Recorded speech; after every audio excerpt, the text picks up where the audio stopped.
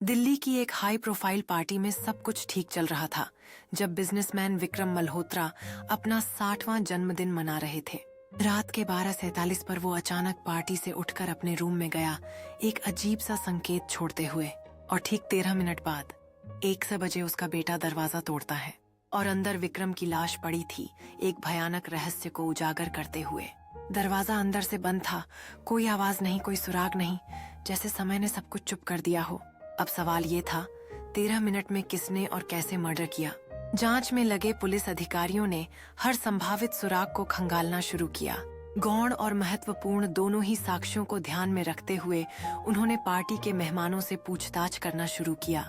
जैसे जैसे पूछताछ आगे बढ़ी, कई बातें सामने आईं जो विक्रम के जीवन के रहस्यमय पहलुओं को उजागर करने लगीं। कुछ मेहमानों ने बताया कि उस रात विक्रम के साथ कोई अजीब व्यवहार कर रहा था जो उनकी आंखों से छिपा हुआ था। इस संदिग्ध व्यक्ति की पहचान के लिए पुलिस ने पार्टी के सभी फोन रिकॉर्ड खंगालने का फैसला किया। जांच में सामने आए 3 संदिग्धों की कहानी बेहद अनोखी है। पहली संदिग्ध है विक्रम की पत्नी नंदिनी, जो उससे तलाक चाहती थी। दूसरा संदिग्ध है राहुल, विक्रम का बिजनेस पार्टनर, जिसे उसने कंपनी से निकाला था। तीसरा संदिग्ध है उनका बेटा आदित्य, जो वसीयत से बाहर हो चुका था। लेकिन कातिल कौन था? कमरा अंदर से लॉक था, कोई दाखिल भी नहीं हुआ, फिर गोली चली कैसे? जांच में संदेह की परतें उधड़ने लगीं। हर संदिग्ध का एक अलग सच था। नंदिनी की तलाक की चाहत ने उसे एक संभावित लाभार्थी बना दिया था। राहुल की कुंठा उसके बिजनेस संबंधों में गहराई से छिपी हुई थी। आदित्य की वसीयत से बहिष्करण ने उसके मन में गहरी निराशा भर दी थी। जैसे जैसे जांच आगे बढ़ी, रहस्य और भी गहरा होता गया। हर आरोपी के खिलाफ गुप्त सुराग उभरने लगे, एक और जटिलता जोड़ते हुए। फॉरेंसिक टीम ने कमरे की दीवार में एक छोटा सा होल देखा। वहां से एक वायर निकली जो नीचे बेसमेंट तक जाती थी।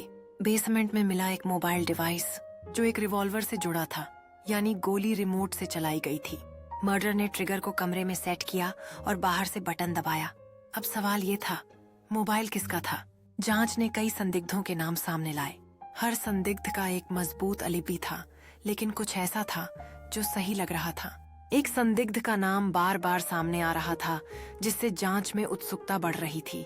जैसे जैसे जांच आगे बढ़ी, संदिग्ध के बारे में और रहस्य सामने आए। फॉरेंसिक टीम ने उस संदिग्ध के पास से मिले बायोमेट्रिक डेटा को खंगाला। डेटा ने एक चौंकाने वाला तथ्य उजागर किया, जिससे मामला और जटिल हो गया। संदिग्ध का मोबाइल डिवाइस मामले के समय से पहले बंद हो गया था। मोबाइल डिवाइस में जो सिम थी वो रजिस्टर्ड थी आदित्य मल्होत्रा के नाम, विक्रम का ही बेटा, जो पार्टी में मस्त दिख रहा था। असल में उसने ही मर्डर प्लान किया था। 12:07 पर उसने बटन दबाया, विक्रम की रिवॉल्वर से गोली चली और 13 मिनट बाद आदित्य ने शौक दिखाते हुए दरवाजा तोड़ा। पर क्या वाकई ये सिर्फ लालच था? जैसे जैसे रहस्य गहराता गया, सवाल उभरने लगे कि आदित्य का असली उद्देश्य क्या था।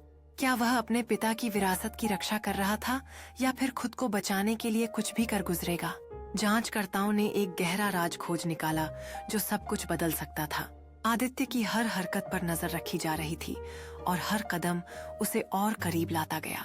जैसे जैसे समय बीतता गया, सच्चाई और भी खतरनाक होती गई। आखिरकार आदित्य को अपने फैसलों के गंभीर परिणामों का सामना करना पड़ा। कोर्ट ने आदित्य को उम्र कैद की सजा दी, लेकिन इस कहानी ने एक सवाल पीछे छोड़ दिया। क्या ये मर्डर सिर्फ लालच का था या ये उस रिश्ते की टूटन थी जिसे पैसा भी जोड़ नहीं सका? आपको क्या लगता है, विक्रम ने सही किया बेटे को वसीयत से बाहर करके, या आदित्य का गुस्सा जायज था? इस सवाल का जवाब शायद दोनों पक्षों की कहानी में छिपा है। हर किसी की अपनी राय है और यह कहानी सच्चाई की खोज में खोई हुई है। आखिरकार यह मामला केवल कानूनी मुद्दे से अधिक है। यह मानवीय भावनाओं और रिश्तों की जटिलता को भी दर्शाता है। जब तक सच्चाई का पर्दाफाश नहीं होता, सवालों का सिलसिला जारी रहेगा।